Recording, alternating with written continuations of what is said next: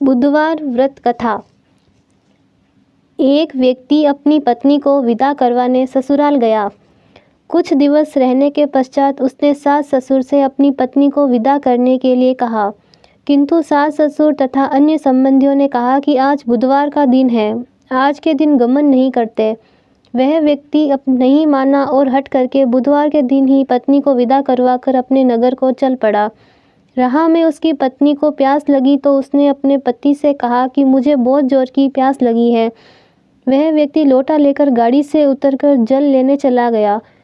जब वह जल लेकर लौटा और अपनी पत्नी के निकट आया तो यह देखकर आश्चर्यचकित रह गया कि ठीक उसकी जैसी सूरत तथा वैसी ही वेशभूषा वाला एक व्यक्ति उसकी पत्नी के निकट गाड़ी में बैठा हुआ है। उसने क्रोध में दूसरे व्यक्ति से पूछा, तू कौन है जो मेरी पत्नी के निकट बैठा है?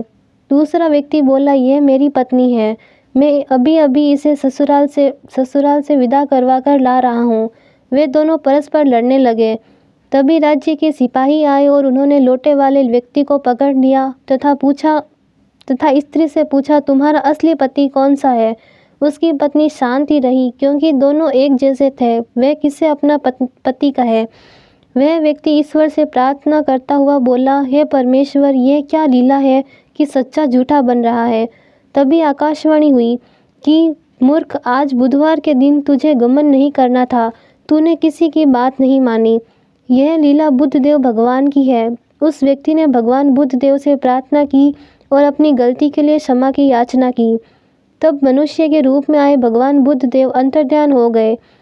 यह व्यक्ति अपनी स्त्री को लेकर घर गया। इसके बाद पति पत्नी बुधवार का व्रत नियम पूर्वक करने लगे।